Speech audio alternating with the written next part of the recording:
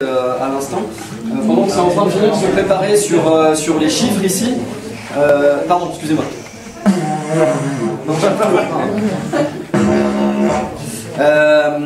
Voilà, je voudrais discuter un petit peu avec vous déjà au niveau ressenti, si vous avez des remarques, des impressions ou des questions sur certaines choses. Je sais qu'il y en a qui ont été posées en cours de jeu, des questions, est-ce que c'est normal que ça se passe comme ci ou comme ça? Et j'aurais dit oui, on en parlera, c'est le moment de les reposer et pour qu'on y réponde. Voilà, donc là c'est ouvert au public. Ouais. C'est un truc que je vais poser à Martin. C'était pendant la première partie. L'argent n'était pas redistribué par la banque. Il y avait les intérêts qui étaient pris par la banque. Et puis, en vrai, c'est pas comme ça. Même s'il y a l'évasion, il y a plein de trucs, l'argent il est réinvesti. Il y a de l'argent qui est créé, il est redistribué. C'est pas juste. Il y a vraiment une petite. Toute petite partie. Seulement une petite partie qui est investie. Du coup, on a simulé sur les deux dernières parties cette petite partie. Voilà, où ça moi, je de remettre un peu de en tant que banquier et changer dans la société. Il y avait vraiment un blocage complet. Mais par contre, on retrouve vraiment le mécanisme réel qui est que quand on va aller prendre un crédit, ça crée de la monnaie, et quand on rembourse, ça détruit la monnaie. Et on doit encore les intérêts. Oui. Et ça c'est le mécanisme tel qu'il est actuellement. Mais les intérêts, ils sont investis derrière. Ils sont pas juste. Seulement une petite partie. En partie, d'accord. Vraiment une petite partie. Ouais, mais bon, non mais tu as raison. parce que du coup, ça amplifie. Bon, là, ça amplifie complètement le problème. C'est ça. Ouais, Régis. Ouais, moi, je trouvais que ce jeu était très très pédagogique, dans la mesure où dans la première partie on est stressé. On est sous stress parce qu'il faut rembourser les intérêts de la dette. Et donc il faut essayer de... Et en fait, on a tendance à fuir en avant. La deuxième partie, évidemment, on est hyper cool. Et je me posais la question, ce serait intéressant d'essayer de jouer la première partie en jouant la solidarité entre tous les membres. C'est-à-dire qu'au moment où on s'échange, c'est-à-dire qu'on emprunte un minimum à la banque, et au moment où on s'échange, on favorise celui qui a le plus de possibilités d'avoir un carré. Si on joue vraiment ce truc solidaire, alors il faudrait, évidemment, ce serait un peu un artefact, mais ce serait intéressant de voir ce que ça donne. Et effectivement, ce qu'on voit, c'est que vous ne l'avez pas mis en place. En partie. Mais en deuxième partie. Oui, mais là, il parle de... La première, sur la première, Effectivement, sur la fin. mais c'est resté à la marge. C'est resté à la marge, et il y a ceux qui faisaient un truc solidaire qui... Enfin, on verra après ce que ça donne, mais... Et en pratique, ceux qui avaient déjà réussi à rafler la grosse mise au début, et ils ont continué à rafler de plus en plus. On est tellement stressé, enfin moi j'ai vécu vraiment le stress quoi. Mais effectivement... T'as pas le temps de penser, tu es en train de courir après la monnaie, et en fait t'as pas le temps de réfléchir, t'es fatigué, le banquier, le percepteur, il vient te faire chier, il frappe chez toi, il t'a chez les grands, ça. tu dois payer l'intérêt, puis après il y a aussi le capital. C'est psychiquement et physiquement. À un moment, tu te dis, c'est quand que ça se termine, tu vois. Et effectivement, il y a eu des abandons, et pour tout vous dire, j'en suis pas mon premier Economicus, et à chaque fois, il y a des joueurs qui, au bout d'un moment, moi j'avais envie que ça se termine, quoi. C'est vivement à la fin. Et on a bien fait autant de parties l'après-midi, et là, il me semble qu'il y a une partie qui sont restées jusqu'au bout, plus ou moins. Oui. Il y a même qu'on préférait la prison à la liberté en monnaie dette.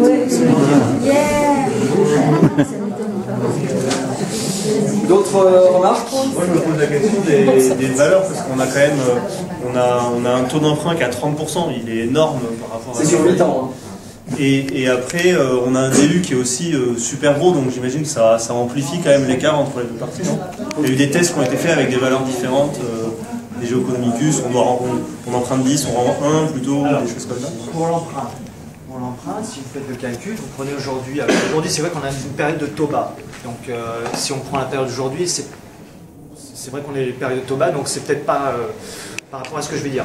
Mais si vous remontez 10-15 ans en arrière, les prêts c'était 5%.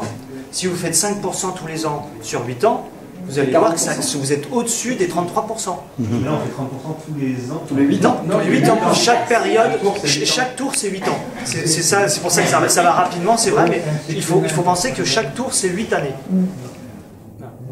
Donc au final, c'est pas déconnant au niveau des intérêts demandés. Oui.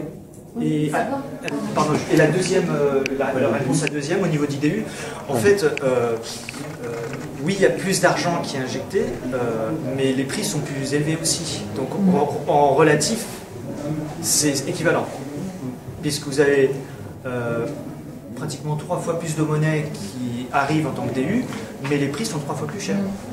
Du coup, ça va peut-être le coup de faire la première partie avec les mêmes prix et avoir des prix, des prêts. S'il y a plus d'intérêt, s'il y a plus de oui, prêts, les intérêts sont plus élevés. Et du coup, ça enlève une variable et ça permet de se rendre. Peut-être qu'il faudrait. Moi, je voulais savoir quel était le but de changer la valeur de la monnaie et de faire tourner comme ça en monnaie libre. Ouais. Et ben là, c'est tout simplement pour. Donc en monnaie libre, on crée de la monnaie régulièrement. Et en gros, l'ancienne monnaie, quand on compte en relatif, c'est-à-dire par rapport au DU, perd de la valeur. Et pour éviter de changer, on aurait pu aussi changer le prix des ressources. Ça aurait marché pareil. Et donc là, bah, c'est ça qu'on fait. Au lieu d'augmenter le prix des ressources, on réduit la valeur des billets, ce qui revient au même. Mais effectivement, les petits billets, on les néglige, puisque de toute façon, par rapport aux nouveaux qui sont là, bah, en fait, ça n'a pas de... Si on faisait pas ça, on aurait une somme de... Ouais, c'est ce que tu voulais dire. Vas-y. Si on ne faisait pas ça, on aurait une somme de billets, on n'a pas assez de cartes. C'est-à-dire que l'ancienne valeur, on la retire pour... Deux anciennes valeurs, on le retire pour un billet. Si on ne faisait pas ça, ce ne serait pas deux valeurs, ça serait 4. Donc au bout d'un moment, vous vous retrouviez avec une somme de billets. Donc c'est aussi pour des raisons pratiques. Pour éviter de se retrouver avec tout un tas de billets et on ne sait plus compter. Parce qu'on vous a pas dit de venir avec une brouette, en fait. D'autres remarques, oui?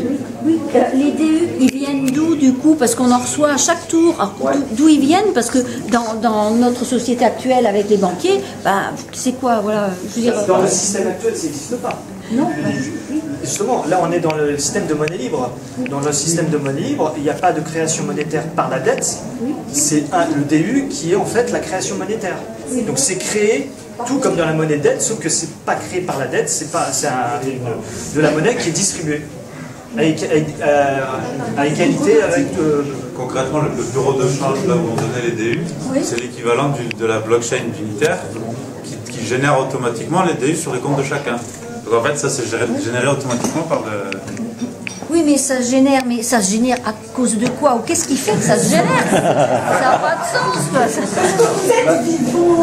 Voilà, c'est parce que le temps passe, et je vous renvoie la question, dans la monnaie dette, en quoi ça a du sens de générer de la monnaie à partir de rien quand on fait un crédit? C'est fou, hein? Mais c'est créé de rien aussi, le début, alors? Oui. Ah, d'accord. Par contre, c'est créé de rien de manière plus égalitaire dans l'espace. Enfin, de rien, il y a eu quand même la TRM avant, hein? Je sais pas ce que La c'est. tenue relative de la monnaie. Bon, après, c'est... Ça en fait, c'est la monnaie libre. Il faudrait vous renseigner, participer à une conférence pour qu'on comprendre tous les principes de la monnaie libre. Oui, c'est ce que j'espérais faire Voilà. aussi, mais parce que de toute façon... Là, on ne va pas vous l'expliquer, sinon ça va passer trop de temps. Est-ce qu'il y a d'autres remarques ou questions sur le ressenti, sur le vécu de ce jeu? Léandre? Oui. Léandre, c'est bien, Léandre. Léandre, oui. Lors de la partie monnaie dette, il y a eu du vol, alors que dans la partie monnaie libre, il n'y en a pas eu parce qu'on en avait tous tout le temps et assez. Donc, je sais pas si tout le monde a entendu au fond. C'est bon? Non, il disait que dans la partie en monnaie dette, il y a eu du vol de monnaie. La triche, des gens qui essayaient sans arrêt de tricher, alors que en monnaie libre, bah, les gens étaient assis par terre, allez, qu'est-ce qui vous intéresse, au lieu d'avoir leur carte comme ça, assis, une bande se approche, hein, qu'est-ce que vous voulez, c'est mes cartes, c'est mon argent. Voilà. J'en joue peut-être un peu. Mais, Il fait bien, hein, il est bon. Hein. On était quand même un peu, on était un peu hagards, quoi. On était un peu comme des zombies. À un moment, je me suis arrêtée. On se regardait quasiment plus. On était à la recherche de monnaie et il n'y avait pas de lien. Et effectivement, cet après-midi, avec beaucoup plus détendu, On rigolait quand on se posait, on s'imaginait même au bord de l'eau, on savait que le DU allait arriver, c'était top quoi. Moi j'étais détendue, mais grave, hein, vraiment. Hein. La monnaie ça tue la santé. Ouais. Ouais. Ok, je propose qu'on passe au... Ah, il y a pas oui, moi ce que je voulais dire, c'est qu'au départ j'ai joué le jeu. Et puis à un moment c'était insupportable. Et donc il y avait 2 personnes qui avaient 3 i de chaque côté. Et moi j'en avais 2. Et elles voulaient toujours m'acheter le 3e. Puis à un moment j'ai dit ben non, je vous en donne un à chacune. Et à partir du moment où j'ai fait ça, il y a eu comme une... J'ai été très soulagée, même si c'était un don, c'était pas un troc. Donc je me suis dit un don je peux, c'est pas un troc. Et à partir de là, ma perception a été différente du jeu et j'avais juste envie de continuer là-dedans. Parce que sinon c'était insupportable. Quoi. Oui, je voudrais juste rajouter par rapport à ce que tu disais, parce que moi j'étais une des 3 personnes, des 2 personnes, Ouais. que en fait le système est tellement oppressif qu'on a tendance à vouloir biaiser les règles au maximum. C'est-à-dire, vous n'avez pas le droit de troquer, c'est pas grave, on va le faire en douce. Vous n'avez pas le droit de faire ça, on va le faire quand même, etc. pour s'en sortir. Alors que cet après-midi, il n'y avait pas besoin de faire quoi que ce soit parce que c'était vraiment abondant, souple, fluide. Oui, et en plus, il y a une des 2 personnes qui est venue un petit moment après qui m'a donné une des cartes dont j'avais besoin sans que je lui demande rien. Donc il y a eu un espèce d'échange comme ça. Des liens, c'est fou ça. On a le timing qui commence à pousser, donc on va jeter un petit œil aux chiffres pour voir si finalement notre ressenti a changé quelque chose. Donc on a 3 graphiques. Alors, on a 2 graphiques en monnaie dette et un graphique en monnaie libre. On va voir le premier graphique en monnaie dette sans la banque et deuxième graphique donc en monnaie dette aussi avec la banque. Donc on commence sans la banque.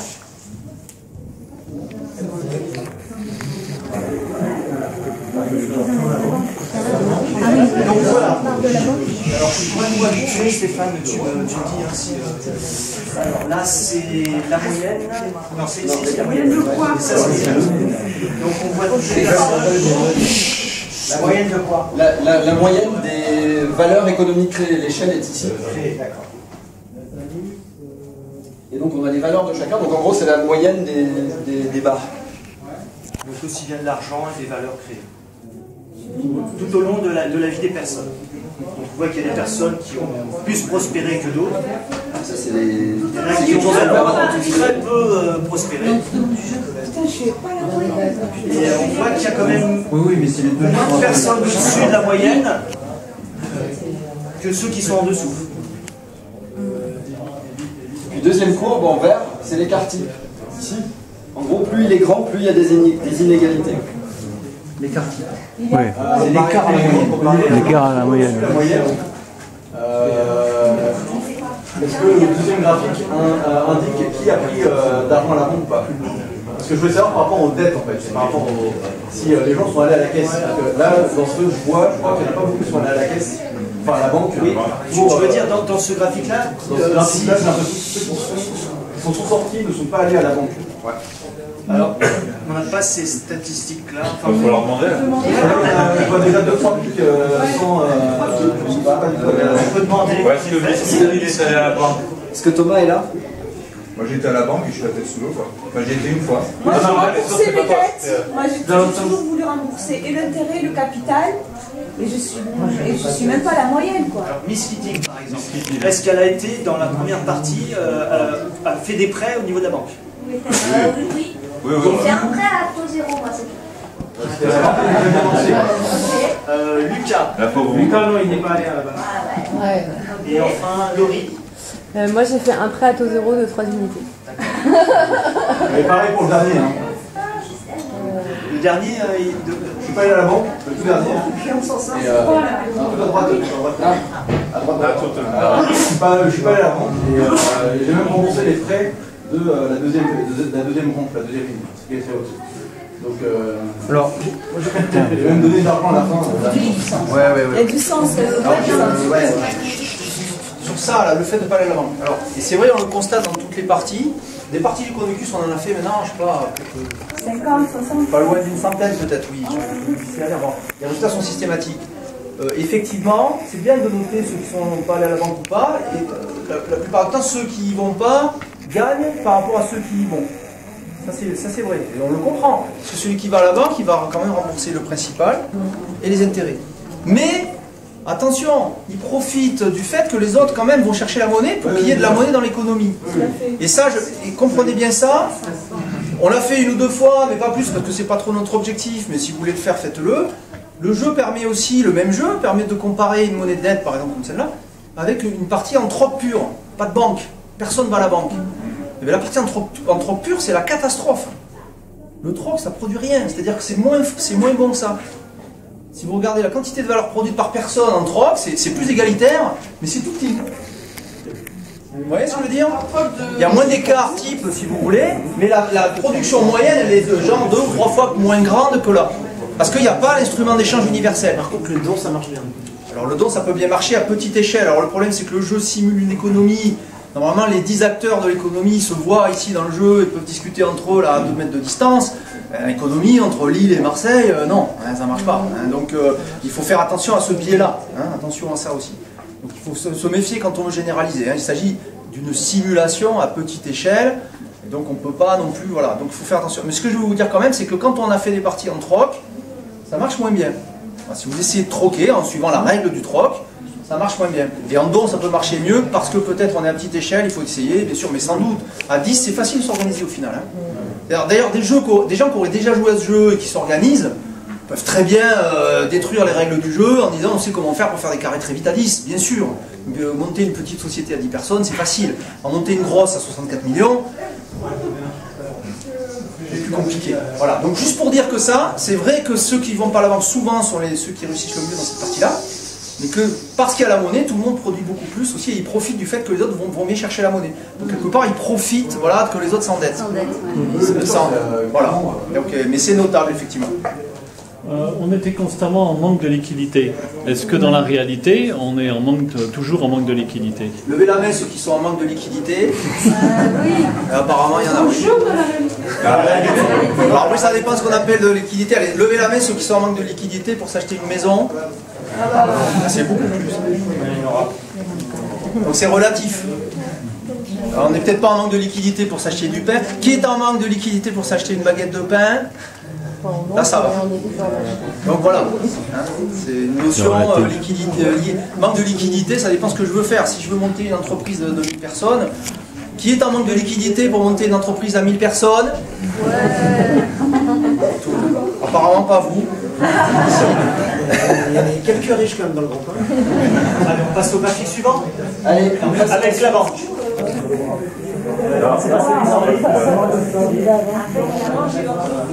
Vous vous souvenez, donc c'est le même, sauf qu'il y a ça en plus.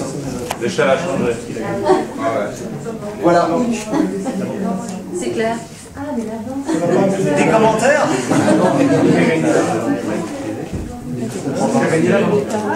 Je pense que voilà, ça parle directement au niveau de l'écart type, l'écart à la moyenne, on voit que c'est pareil, c'est beaucoup plus important, donc on creuse d'autant plus les inégalités.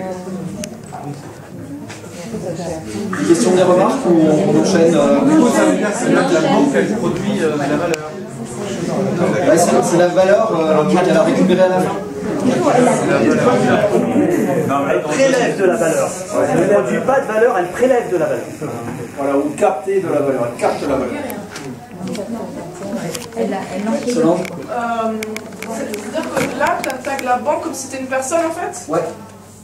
Mais est-ce que. C'est elle qui gagne. Je ne comprends pas comment on peut. La banque, c'est pas une personne, quoi. Comment on peut l'intégrer comme si c'était une personne? Alors non, alors vous n'étiez pas des personnes dans le jeu. Vous n'étiez pas des personnes dans le jeu, vous représentiez tous une génération entière. Si vous vous rappelez, vous êtes morts à peu près au même moment, et donc en fait vous représentiez des générations entières de citoyens, vous voyez. Chaque tour, il y avait 3 ou 4 personnes qui partaient, d'accord. Donc à 3 ou 4, vous représentiez toute une génération. Là, donc la banque ici représente le réseau bancaire du jeu entier, quoi. C'est pas une personne, c'est l'ensemble des banquiers. Ouais, mais comment je peux faire une moyenne en disant que tu. Comment dire? Dans la banque, n'est pas une personne, je fais une moyenne en disant. Si, dans la banque, il y a des personnes qui travaillent. Hein. Alors, je vous assure qu'il y a des personnes dans la banque. Hein.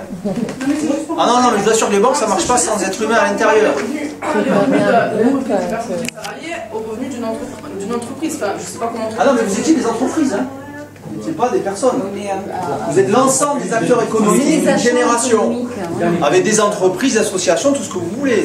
Tu mets dedans, vous échangez des biens et des services d'être humain à être humain, mais via des entités conceptuelles qui sont des ensembles de personnes, entreprises, associations, tout ce que tu veux. Vous n'étiez pas des individus dans ce jeu. Vous n'étiez pas des individus. Vous étiez des groupements humains.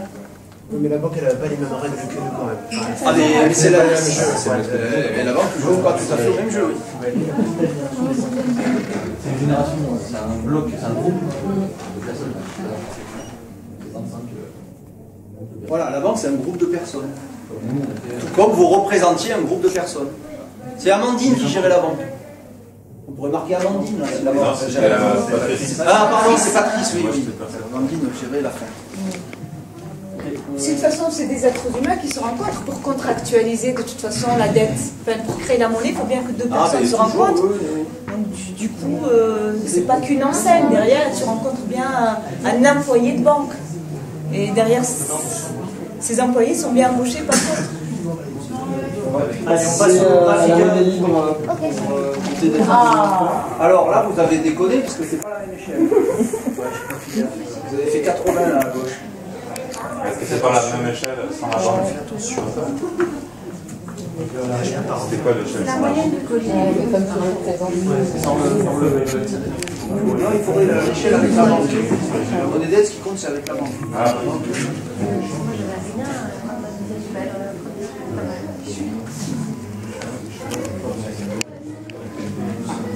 Pour qu'on parle de la banque, pendant qu'il règle,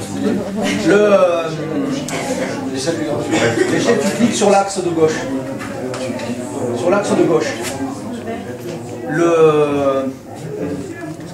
Ah oui, donc en fait, la banque, comment on compte les bénéfices de la banque? Qu'est-ce qu'elle a donc récupéré comme valeur? C'est ça, quand elle prête, donc elle marque moins dans son bilan, moins 3, plus 3 pour celui qui a la monnaie, et elle ne compte que l'intérêt. Quand la personne rembourse le capital, qu'elle lui prend des valeurs pour rembourser le capital, qu'elle va revendre éventuellement derrière, donc peu importe, le moins repasse à 0 et elle compte pas ça comme bénéfice. Donc une personne qui rembourse 4 parce qu'elle avait emprunté 3, donc 3 de capital plus 1 d'intérêt, la banque ne marque plus 1 dans ce qu'elle a gagné. Elle ne marque pas 4. Parce que les 3 qui sont rendus sont censés combler le trou. Est-ce que tu veux bien réexpliquer ou quelqu'un d'autre ce que représentait un joueur dans le jeu en fait, Le joueur représente une génération de joueurs. Vous êtes tous nés à la même date et vous représentez des gens de même âge. À 8 ans près. Vous étiez en train de jouer un groupe au sein d'une génération. Ou un ensemble de groupes, peu importe. Vous représentez un acteur économique en fait. Du coup, les valeurs, à chaque fois que quelqu'un est mort, on a noté sur l'ordinateur les valeurs qu'il avait quand il est mort. Donc,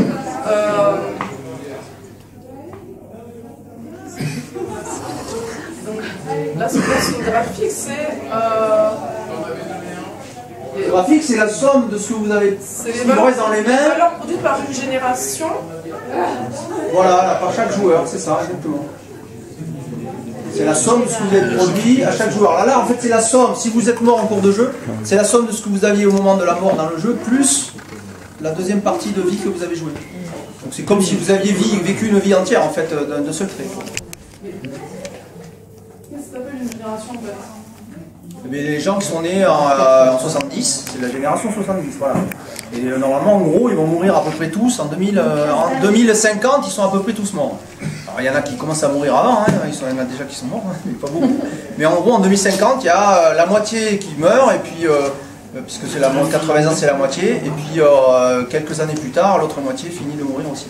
C'est pour simuler, enfin, on simule le remplacement des générations. Le flux de vie. Vous avez joué 80 ans. Quand tu dis un joueur représente une génération, au moins une génération, c'est-à-dire c'est une classe d'âge, enfin, c'est ça, ouais. Partie de la génération des 30 ans. Voilà, c'est ça. Ça veut dire que s'il y a 20 joueurs, il y a un joueur qui va représenter la génération des 10 ans, un joueur qui va représenter la génération des 20 ans, un joueur qui va représenter la... C'est ça. C'est ça? Oui. Mais là, en l'occurrence, il y avait 3 joueurs pour représenter 8 ans de génération. Donc il y a 3 comportements différents ça complexifie un peu. Voilà. Vous avez 10 tours et chaque tour fait 8 ans. Et à chaque tour, il y a 3 joueurs qui sortent, qui meurent. Et les 3, ils représentent les joueurs entre 20 et 28. Et puis les 3 suivants, ils représentent les joueurs qui avaient entre 28 Ça se décale après. etc. Est-ce que tu as joué? J'ai joué un petit peu, mais j'étais présente aussi pendant le jeu. Oui, mais t'as pas joué. Non. J'ai joué l'année dernière que l'après-midi. Ah oui, t'as pas joué cette année? De toute façon, je me rappelle pas d'elle. D'accord. Mais quand tu dis des générations, c'est que c'est des personnes, c'est pas des. On mélange des entreprises et des personnes. Moi, ça me trouble le fait de. Mais vous jouez à un jeu de rôle. T'as jamais joué à un jeu de rôle? Je comprends bien que c'est un rôle. Mais voilà, c'est tout. Je comprends le parallèle entre ce jeu et ce qui s'en retrouve dans la réalité. Mais dans la réalité, chaque année, t'as des gens qui meurent. Et des gens qui naissent. Ce que j'arrive pas à comprendre, c'est le fait de mettre dans un graphique, de faire une moyenne entre la banque et ce qu'on appelle les générations. Moi, les générations, c'est-à-dire que tu parles des gens. C'est une société. Une société, elle est composée de différents acteurs. Ça peut être des entreprises, des êtres humains, des générations, d'enfants, comme tu disais, de différentes générations. C'est une société totale, complète, avec différents acteurs à l'intérieur. T'as joué 80 ans de jeu. D'accord? C'est un jeu de simulation, On a compté la quantité de valeur produite par tous les acteurs du jeu, banque incluse, pendant ces 80 ans. C'est juste une tranche, quoi, hein, c'est tout. Ce que tu veux dire, c'est que la banque, c'est normal qu'elle produise plus qu'un individu, c'est ça? Elle capte de l'argent, elle capte de l'argent plus que les autres, elle est normale dans le sens où je la compare à une entreprise. Une entreprise, elle va forcément gagner plus d'argent qu'un quelqu'un qui est salarié. Et une banque. Mais là, c'est toute l'économie, là. C'est pas 10 personnes et une banque à milliers de salariés, c'est toute l'économie. Là, c'est toute l'économie. C'est une simulation de toute l'économie. C'est ça. J'entends ce que tu dis, mais après, j'ai du mal à te lier. Je crois que je suis comme ça, parce que tout à l'heure tu disais que c'était pour représenter une entreprise, et après tu disais qu'on représentait une génération. Oui, mais c'est une génération, ça ne t'empêche pas de faire des entreprises. Mais on est l'un ou l'autre. Ah bah si, mais sur les deux, tu fais partie d'une génération, tu es souvent au travail. Est-ce que vous voulez qu'on parle de modèle libre ou... C'est juste que... donc, pour rappel, avec la banque, donc on avait la moyenne ici. Donc ça, c'est la moyenne des joueurs uniquement. C'est la création de valeur, puisque la banque les capte et nous les crée. Qui était allez, autour de 20. Pas 20%, l'unité de création de création. Et avec un écart à la moyenne à 110%. Okay. C'est bon. Les unités, c'est la banque, alors comment... Avec la banque, elle a créé un peu plus de 100. Donc là, à la même échelle. Et donc à la même échelle, en monnaie libre. Et donc on fois plus. Ici, là, on a la moyenne. Il manque des joueurs, c'est vrai. 28. Ah oui, le nom des joueurs. Mais les colonnes sont voilà, si après vous voulez savoir quel score vous avez fait, c'est ce que vous voyez sur le fichier, mais ce qui est intéressant ici, c'est la moyenne qui est plus de 2 fois plus élevée. Elle est à 60. Elle est à 60. Elle est à 20, c'est 3 fois plus élevée. Et surtout les quartiers. Et l'écart type, lui, en revanche, il est beaucoup plus bas. Donc on a moins d'inégalités. Donc on a produit plus. C'est le même jeu, hein. On compte bien que c'est le même jeu dans les deux cas. On joue avec on fait la même chose. C'est le même jeu, même règle. On change juste le type de monnaie utilisée. C'est tout ce qu'on a fait. On a changé qu'un seul paramètre.